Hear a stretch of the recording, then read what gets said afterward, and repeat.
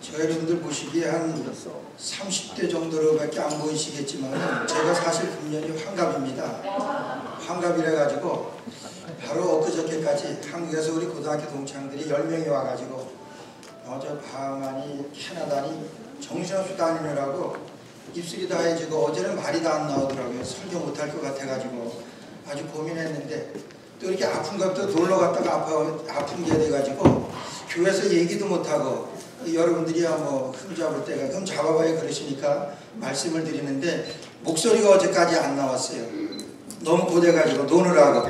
근데 오늘 또 이렇게 하나님이 건강 주셔서 말씀을 증거하게 된 것이 감사하게 생각합니다. 제가 할아버지가 되니까 자꾸 물이 맥히는데 오늘 저희 교회라고 물도 하나 안 갖다 주시면 목사님 물 하나만 좀 두고 좀 밑에서 갖다 주시면 고맙겠습니다. 예. 여기 있습니다.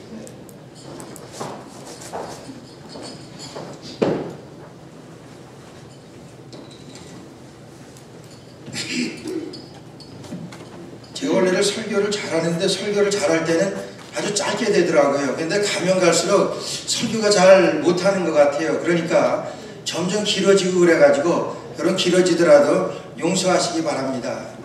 오늘 아까 지금 우리 한규슬 목사님이 인사하자 그러셨는데 반갑습니다 그러는데 여러분 진짜 반가워서 인사하는 분들이 거의 없는 것 같아요.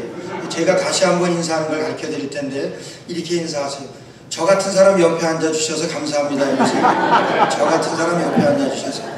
그냥 안 하는 사람들이 있어요. 저도 좋은 말 할 때 하시는 게 좋아요. 자, 그런데 그럼에도 불구하고 제대로 신경 못 써드린 거 죄송합니다. 이래보세요. 예. 거기까지는 외우실 수 있어야 되는데 주 안에서 사랑합니다. 이러면서 주 안에서 사랑합니다. 예, 사랑합니다. 여러분 요셉에 대해서 우리가 생각을 할 때 제대로 요셉에 대해서 우리가 모르고 있습니다. 우리가 요셉에 대해서 생각할 때는 우리가 생각해야 되는 것은 우리 선교적인 안목으로 우리 요셉을 볼 수 있어야 돼요. 요셉이 오늘 말씀 보니까 여러분 크게 두 가지 꿈을 꾼 것을 이제 형들에게 말을 해요. 근데 지금 요셉이 꾼 꿈은요, 그거는 복음입니다. 저희 가정이, 저희 형제가 구남입니다. 예, 그렇게 좀 놀래주셔야지 말씀이 되는데 어디 가면 전혀 안 놀래요. 자기네들 더 많으니까. 근데 구남매가 되니까 여러분 그런 너무나 잘 알아요. 만약에 형한테 조금이라도 더 나은 그런 그 차별이 되어진다, 아버지가 더 사랑하신다 그러면은 언제 그렇게 형들이 또 시기하고 그러는지. 저는 제일 막내이기 때문에 그냥 눈치만 보며 살아와가지고 그냥 눈치만 있지 이렇게 나타내지는 못해요. 근데 바로 우리 형이, 바로 위에 있는 형이 어려서부터 그렇게 말을 잘하고 그래가지고 아버지가 특별히 또 이렇게 사랑하셨던 그런 적이 있어요. 그러니까 그 위에 형들이 가만 놔두나요? 근데 바로 위에 형이 지혜로워가지고 그 아버지가 사랑하고 그래서 뭐 이렇게 주고해줬던 것들을 절대로 말 안 합니다. 왜 말 안 하냐면은 말했다가 좀 맞잖아요. 그러니까 절대로 말을 안 해요. 근데 저는 밑에서 눈치 보니까 우리 아버지가 바로 위에 형을 다른 형제들보다 더 사랑한다. 그런 것이 이렇게 눈에 보이는데 여러분 요셉을 볼 때 요셉이 오늘 꿈을 꿨는데 꿈 내용은 너무나 잘 아시니까 그냥 넘어가겠어요. 형제의 곡식단이 나에게 절을 앞디다 이런 것 하나 하고 해와 달과 별들이 나에게 절을 하는 꿈을 꿨습니다. 여러분 이것을 꿈을 꾼 다음에 요셉은 그걸 말을 합니다. 여러분 요셉이 또라이입니까? 지금 17살이라고 그랬어요. 요셉의 약전이 이러하니라 그러면서 요셉이 17세에 여러분 17살이군요. 고등학교 1학년 나이에요. 고등학교 1학년 나이에 눈치가 얼마나 빠릅니까? 그런데 그 꿈을 얘기합니까?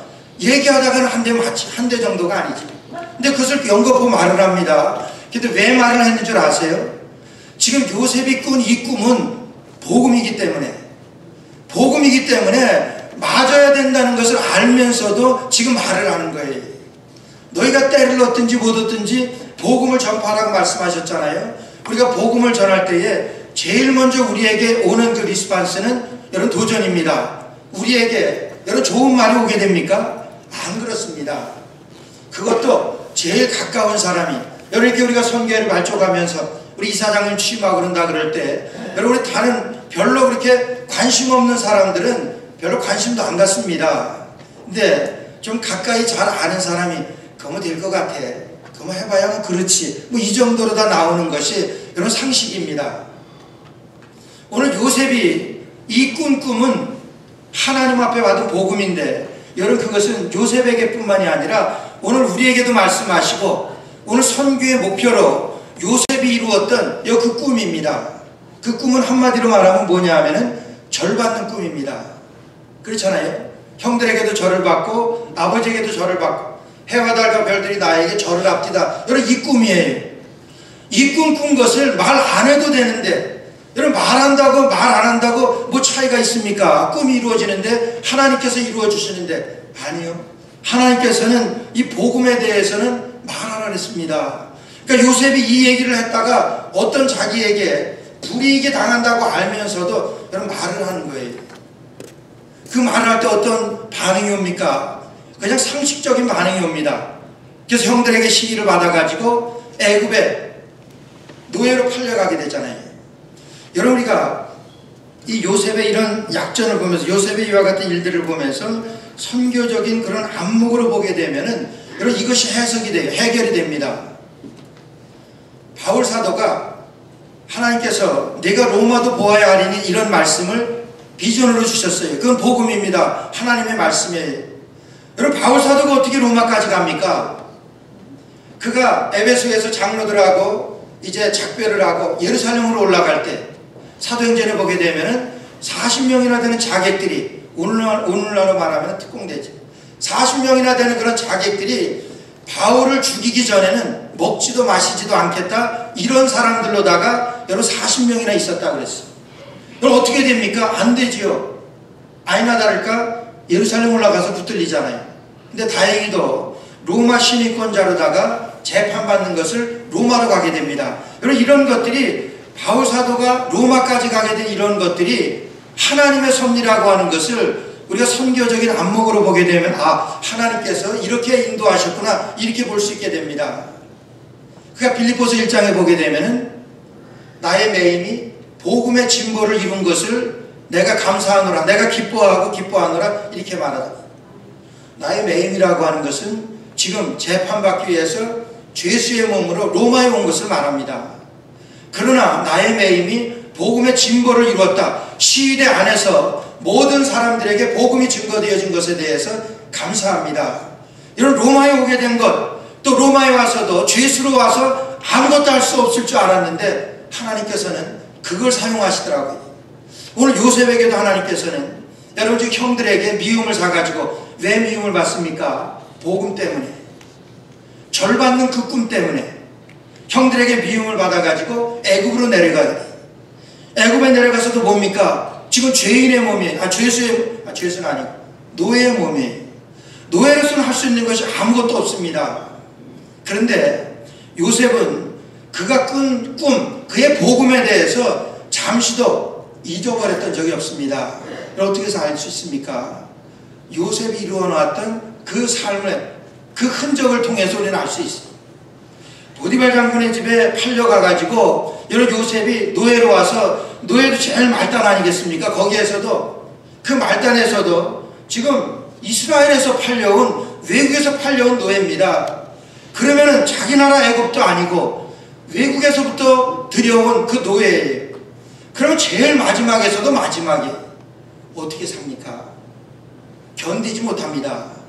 근데 요셉이 이루었던 삶을 우리가 압니다. 여러분 39장 3절 말씀에 보니까 보디발 장군이 그럽니다.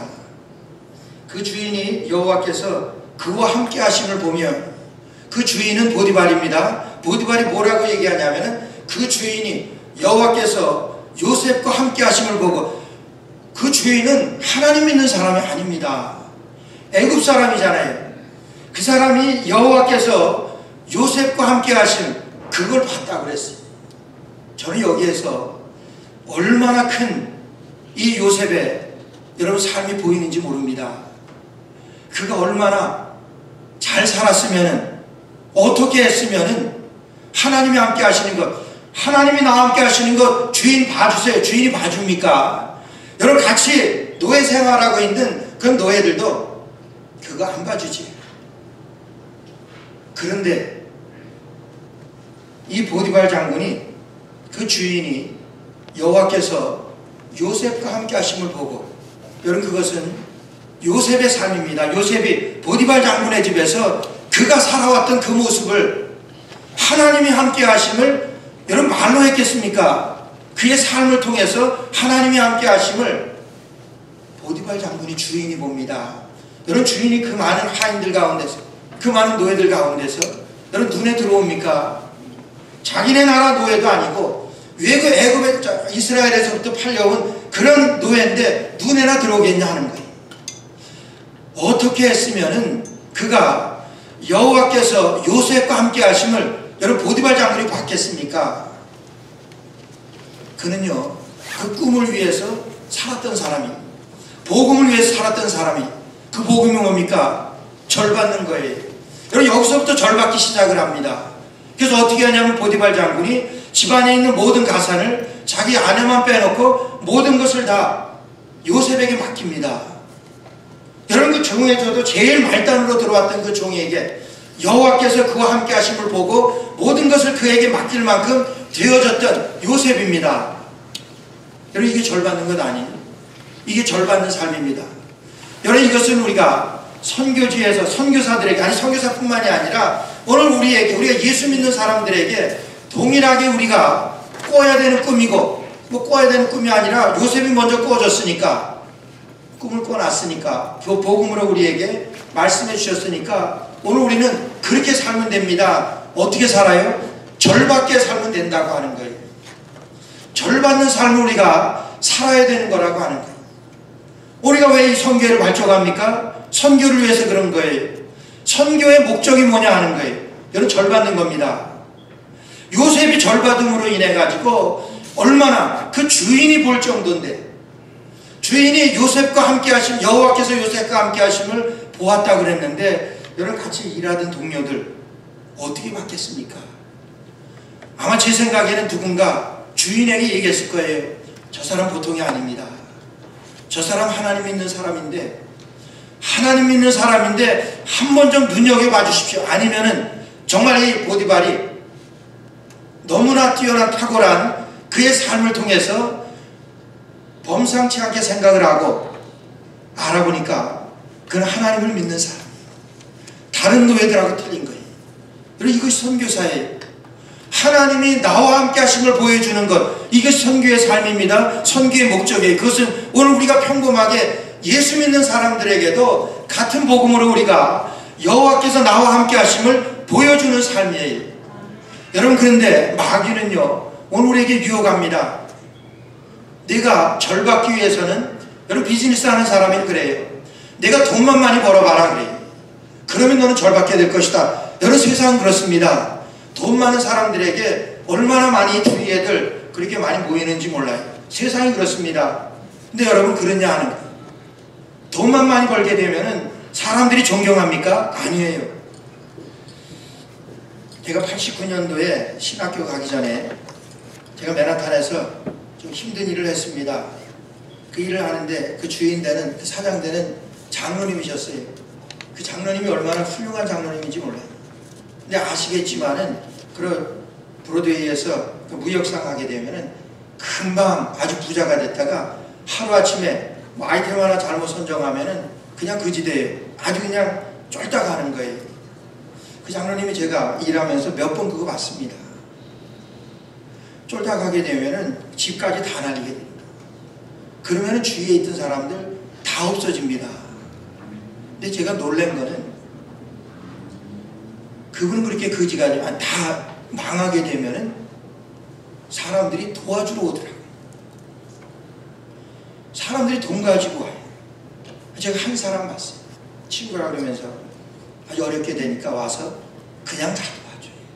그래서 다시 재기하는 그런 걸 봤어요. 다릅니다. 어떻게 비즈니스를 했으면은, 그 어떻게 인간관계를 해가지고 하나님이 함께 하심을 보여주셨으면은 그거 어렵게 될 때에 여러분 그렇게 도우려고 오겠습니까? 여러분 이게 절 받는 사람이. 우리가 목회하면서도 그래요. 너 교회만 하면 커봐라 그래. 교회만 크면은 넌 절 받게 될 것이다. 여러분 세상에서는 우리 표면적으로는 그렇게 보입니다. 그래서 큰 교회 목사님들 어디 한번 오신다 그러면은 뭐 경호원까지 붙고 참 아주 꼴값지 않아요. 제가 한국에 한 6, 7년 전에 제가 목사 축구단 단장을 하면서 한국에 13명의 목사님을 모시고 나갔었어요. 뭐 왕복 비행기표서부터 해가지고 숙식까지 다 제공하느라고 제가 그 펀드레이징 하느라고 지금도 아주 굉장히 고생했던 기억이 나네요.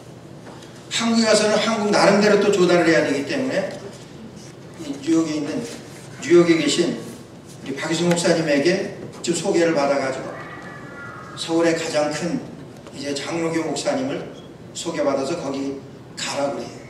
뭐 그것도 간 목적이 뻔하죠. 뭐 좀 얻을까 해가지고 갔는데 만나기 그렇게 힘들어요. 제일 처음에 가니까 13명이나 줄레줄레 데리고 아니면 같이 이렇게 가가지고 처음에 가니까 친교실 저쪽에 한 구석에서 뭐 식사나 하래요. 식사하고 그러면 오신대요. 근데 뭐 식사 끝났는데도 안 오세요. 거기서 한 죽치고 한 20분 정도 기다리는데 조금 있다가 이 접견실로 가래요. 접견실에 가서 기다리는데 이게 룸이 큰 두께가 2개 있는데 다시 다른 방으로 가래요. 야, 이거 아무리 우리가 좀 거시기하게 왔지만은 이거 좀 거시기하다 이런 생각이 들어가지고 가버릴까 그런 생각도 들더라고요. 근데 조금 있다가 그 목사님이 다른 분 시켜가지고 그 아주 그때 300만 원인지 400만 원 이렇게 주시더라고요. 그래가지고 얼마나 감사했는지 몰라요. 그래가지고 그냥 그 자리에서 그냥 분파해서 그냥 목사님들에게 쫙 나눠드리고 용돈을 그렇게 했는데 나오면서 저는 엄청 감사했는데 어느 목사님 하면 교회만큼은 단가 이러더라고요. 교회만큼은 단가.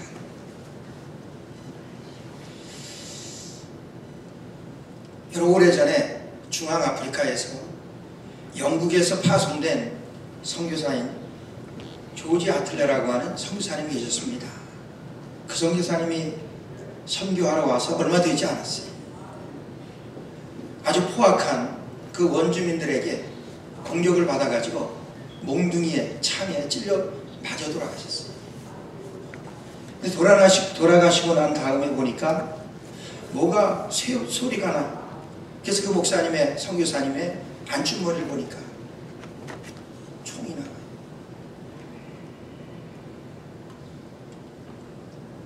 맨체스터 자동연발 권총이 나오는데 총알이 장전되어 있는 것이라.